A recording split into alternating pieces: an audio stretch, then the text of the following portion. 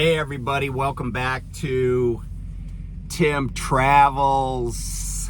Today is May 14th. So I delivered that load in Toma the other morning, and I went to our one of my company's terminals, and because I needed to get a couple of things taken care of on my truck, mainly that my check engine light was on. And at first I thought, well, maybe it was the coolant, even though there is a separate coolant thing, because like the check engine light came on, and then I was doing a pre-trip the next morning. I was like, oh, the coolant's kind of low. And I know from having a 2024 Peterbilt that these things kind of drink coolant, and even if you can't find a leak, it just seems like more than any other kind of truck I've had, they go through coolant.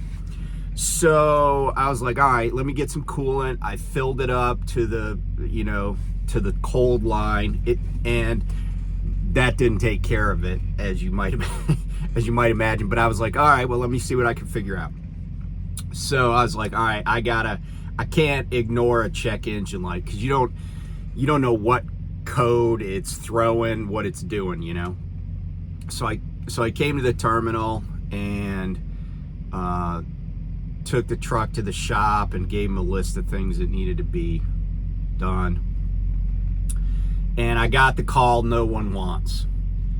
Hey man, we're gonna have to send your truck to Peterbilt. So that was probably around like 4-ish yesterday. And I was like, how long is this going to take? Because I really have nowhere to stay, right? And I will say this, that the terminals that my company has are not the most luxuriously appointed. I mean, maybe I got spoiled at Prime. Prime has good terminals that are spacious and have lots of furniture that you could probably veg on and fall asleep on, and I've certainly seen that. The terminals at this company, not so much. So anyway, I mean they have some like big old, like I'd call them like Barca-Lounger frat boy couches, or seating. It looks like it kind of looks like somebody's basement, but kind of like a man cave. But anyway, so I was like, all right, I'm gonna give it a few hours, but then I'm gonna be like, I gotta get a hotel room, because I was kind of tired, because I felt like my sleep was kind of broken up a couple of times last week. So I was like, man, I gotta get a good night's sleep. So but I gave him till 7 o'clock, till 1900, and then I was like, I walked out to the shop, and my truck was still sitting, because I guess they have the local Peterbilt dealership is open 24 hours a day, or at least during the work week is, and they come and get the trucks. You don't have to take the truck to them. They're not very far away, I don't think. I mean, I know where they are. It's, 3-4 miles. So anyway, my truck was still sitting out on the apron, and I was like, you know what? I'm going to go inside and talk to the night supervisor. And our shop is open till midnights during the week. So I went in and I talked to the supervisor. I'm like, hey, man. Actually, I didn't even say it. I just stood there for a while because he was doing some other things. I just waited. But I had just taken a shower, and I had my backpack on. And he was like, he looked up. He's like, you want a room? I'm like, yeah. And he goes, okay. And he told me who to go talk to, like, because he tells another part of the company, and they make the arrangements and get you an Uber and everything. And it turned out I went back into the terminal, and they were like, they sent me a text to get the Uber, but then there was a guy that was going to go out with one of the company vehicles, because kind of like at night, and kind of like at other places I've been, they have vehicles that you can borrow to go run errands locally. So, you know, like they have, I don't know, some cars and a van or whatever, and you can just, you could check out the keys from like night dispatch and just go to Walmart and stuff, whatever you need to do. I guess you could go out to eat. They ask that you only take an hour. Obviously, you can't go out to eat and have some cocktails and then be driving a company car around town. But anyway, this dude was going out for something anyway, and he gave me a ride to the hotel, and it was the same one I stayed at in orientation. So it was nice to get out of the truck a little bit and not have to like just veg at the terminal. So I got back this morning. My truck came back. I don't know. My truck got finished up early this morning, but I'm just kind of hanging because I got to pick up in about 3.5 hours. But I'm only like 2 hours away. So I already latched a clean, fueled trailer. Got that on my back. And yeah, I'm just going to do my pre-trips and then I can get out of here. I guess today is the start of the Blitz. So anyway, today also in history, I guess the Blitz would be history too, right? On this day in 1948, Israel became a nation. Israeli statehood was established. On this day in 1607, the first permanent British settlement in North America. All right, I don't know what happened. Well, actually, I do know what happened. My alarm went off, and I thought by just sweeping it off the screen, it would let the video keep going, but that did not happen. So, first I got to take a break. Okay, so I was talking about the permanent settlement of Jamestown in Virginia. And also on this day, I think it was in 1743, Louis XIV, Louis XIV, the Sun King, as he was known, ascended to the throne of France. Now, that would be noteworthy in and of itself, but what is particularly noteworthy is that at the time, Louis XIV was 4 ans. He was 4 years old, okay? So, you know, 4 years old, like Jim Gaffigan says, right? Giving a taco to a 4-year-old is like throwing a taco on the floor. So back, you know, we don't even really want to give a taco to a 4-year-old, but back then, they would let him be the king of France, the king of the largest country in Europe. So, yeah. Western Europe. Don't get crazy on me, Russian people. Western Europe. By the way, France, just to give you an idea, France is about the size of Texas. They have about the same square mileage as Texas. But better wine and cheese.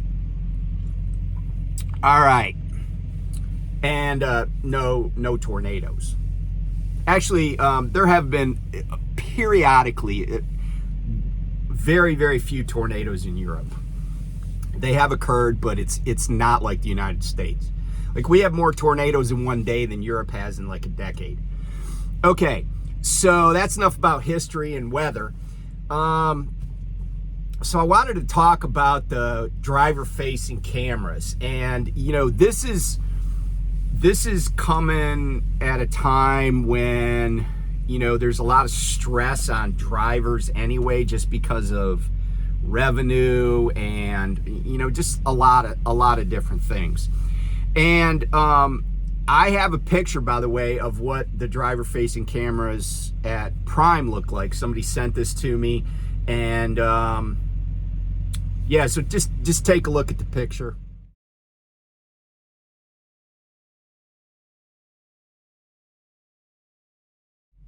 So here's the thing, right? People don't like being watched, but I've had a few people since like my last video and in the past that have said, you know, oh, you have a right to privacy. Maybe it's an illegal search. because it's constantly looking at you. They've posited all sorts of interesting but useless legal theories. Okay, and so let me talk about the legality of driver-facing cameras. First of all, and by the way, I did a video a long time ago, and people got all butthurt about it, and they were like, "Oh, you're just a wuss, and you don't care. You're willing to give up your rights, blah blah blah." Well, here's the thing, and I'm going to discuss this from a legal perspective. I mean, I've said this: the cameras don't bother me. Some things bother me. I mean, I think it's pretty obvious. There's a lot of stuff that bothers me. If you've watched very many of my videos, like I get amped up about stuff. But the cameras just don't bother me. Mainly because I don't really think that I have, I'm a distracted driver just like everybody else. Everybody is distracted. I got my, clock here. Right? It's in a better position than the Qualcomm would have been, but it's still a distraction, right? If I look at it, I saw a billboard the other day. This is how mind-boggling, like, the whole idea of distractions is. I saw a billboard, and it was for a law firm, and they said, "We sue distracted drivers." I'm like, you morons put up a billboard that's designed to be a distraction. Billboards are designed to be a distraction, right? They're designed to capture your attention when your attention should be on the road. Road signs themselves are a distraction, right? But we just have to live with it. So we have to live with a certain amount of distraction just to operate a vehicle. If the only thing we had to do was keep our eyes on the road, then we wouldn't have speedometers. We wouldn't care how fast we were going. And I know what people say, "Oh, well, you just glance at it, it takes like a split second." That's true. That is true. But in a split second, things can change. So, so the idea that that there are distractions, I'm just like, I don't do anything too crazy, right? I don't talk on my phone. I have used the phone wrong, and I certainly could have been cited for some of the stuff I've done. I try to be smart about when I break the law too, and I try not to do it too much. But I was at two companies that had driver-facing cameras. So I'll circle back to that because I still want to focus on the legal issue. Okay, so let's talk about privacy.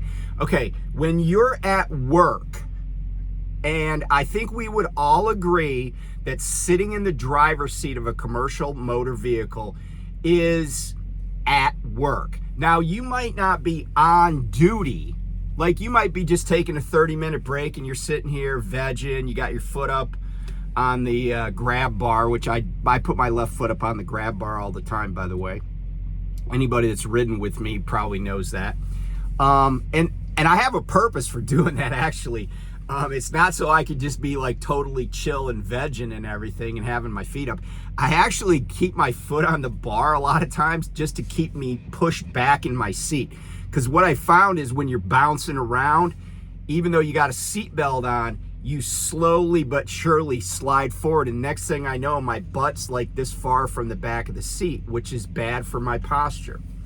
And like, people will be like, you're such a wuss, you're worried about your posture. Yeah, I am, because when you're 80, you want to still be able to stand up straight.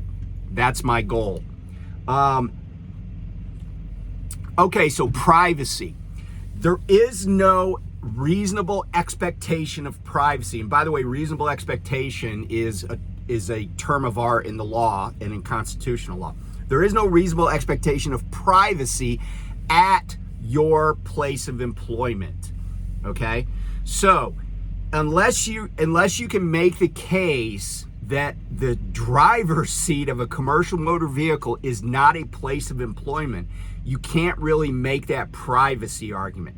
Now, the bunk area, that is probably not a place of employment if you're logged into the sleeper berth, okay?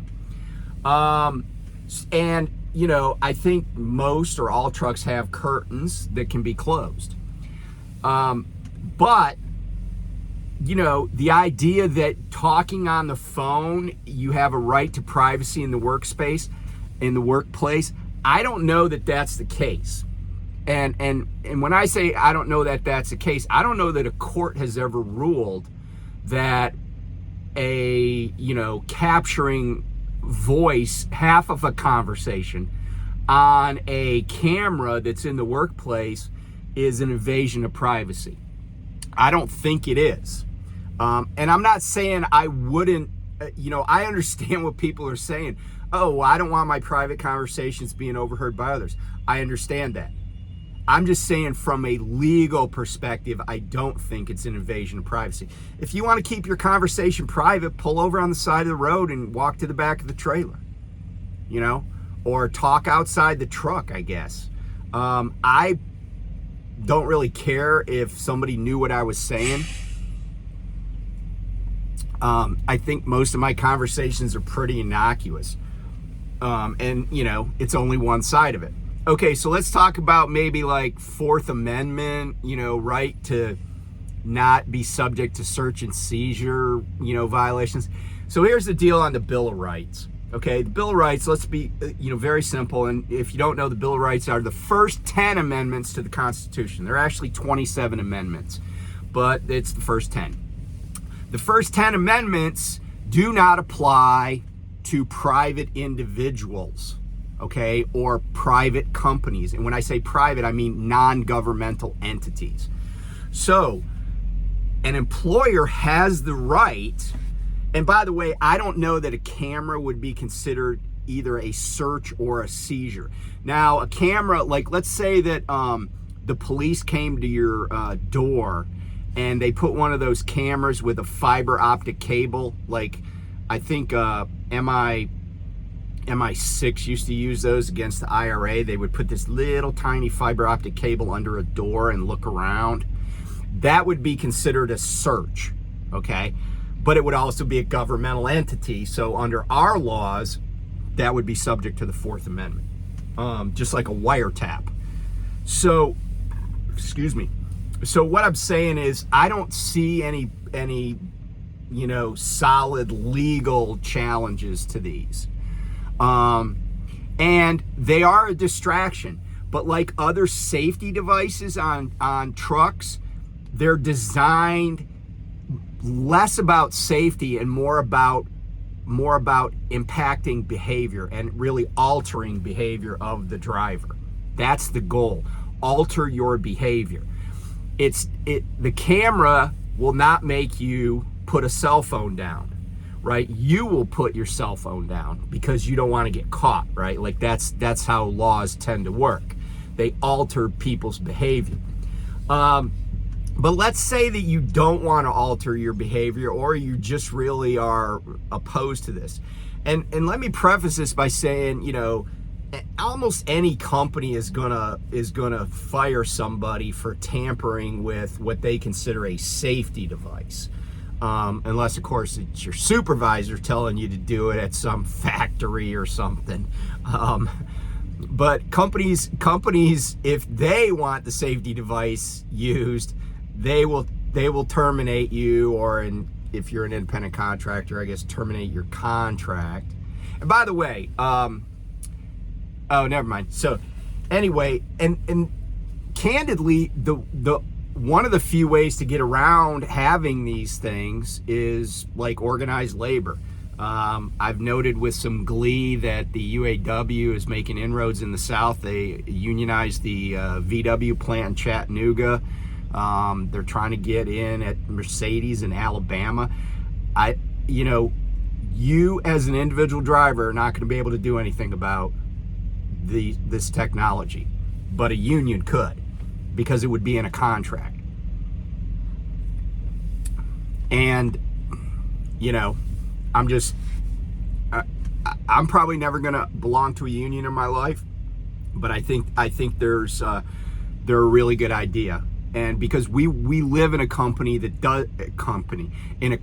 does not protect workers. That's just a fact. and over.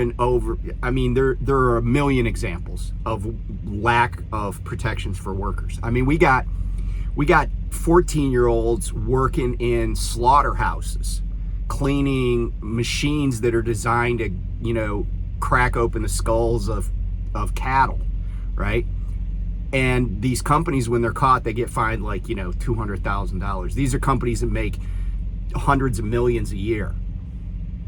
We don't protect workers.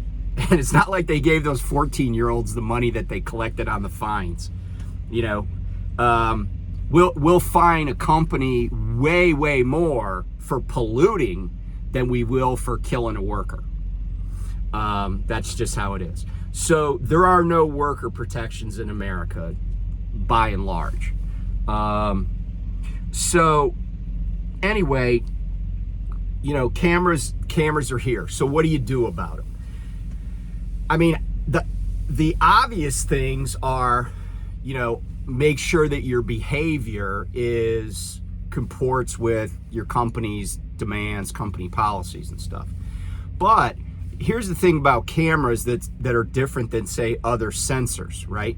Cameras need light admitted into through a lens, into a, you know, if it was a camera, into an aperture, but it certainly needs light to, you know, it needs variation in light.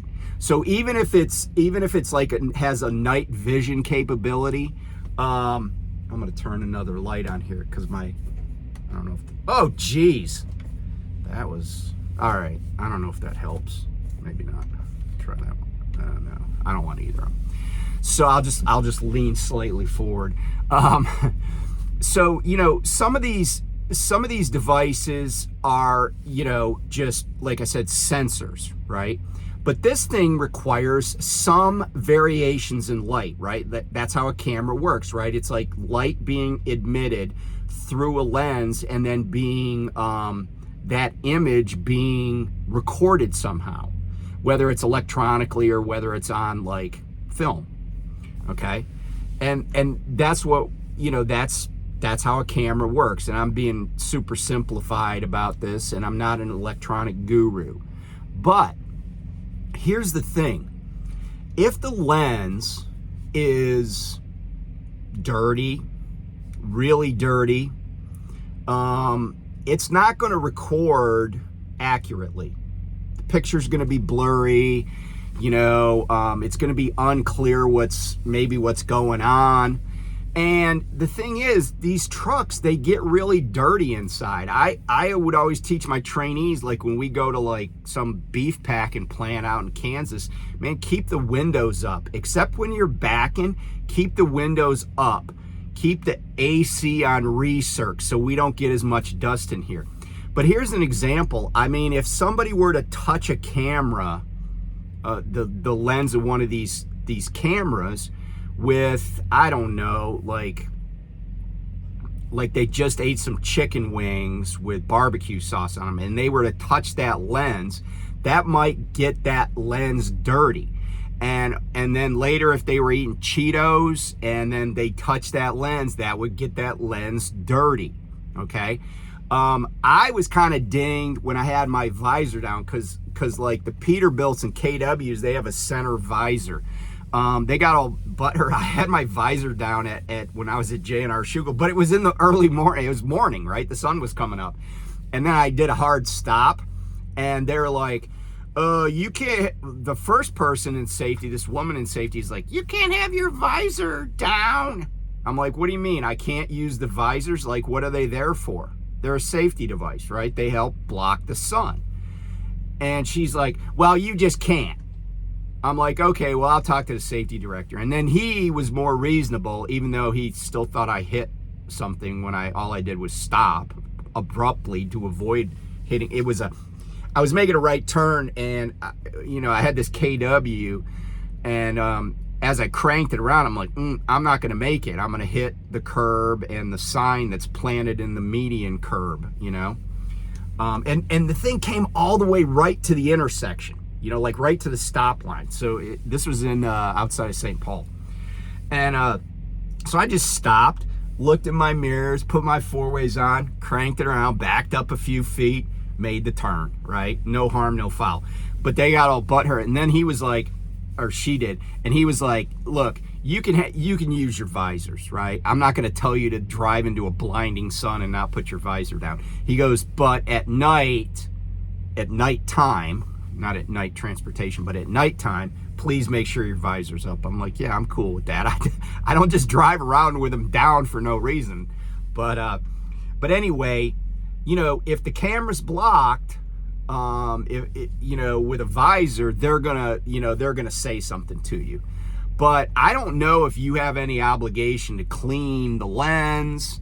I don't know what the maintenance requirements are for these things. I wouldn't do something crazy like put a piece of black electrical tape over it. Although I think when I was at Schugel, they were mandatory. At GP Transco, they were optional. And I opted for it because they paid me extra. But here's the thing. Just checking the time here. The thing is that even at Schugel, you were allowed to put something over the camera when you weren't driving. So what I would say is that regardless of what anybody tells you, I just cannot believe that it would be an issue to cover the camera when you are not driving. So if the truck's not moving, then you can't possibly have an accident. Well, I guess you can be in an accident. Whether it would be your fault is another question. But if you're parked, if you're at a truck stop for the night, you could cover the camera. And if they say you can't, then I think that probably gets into crossing the line between safety and your privacy. Because, we are entitled to some privacy. And, when we're not on duty, when we're not in the driver's seat. So, I don't know if this is helpful to anybody. But I strongly recommend just making sure that the camera's, not loose or anything right after you've eaten barbecue chicken wings, or you've eaten a peanut butter and honey sandwich, or you've eaten Cheetos. Any of those things, at that point, eating Cheetos should trigger you to take your hand like this and push up against the lens with your thumb just to make sure it's secure. So, but do not tamper with these. That would be unethical and probably a fireable offense. So anyway, enjoy your May the 14th. And I was looking at the calendar on my thingamajig here, my tablet. And I will talk to you guys soon. Bye.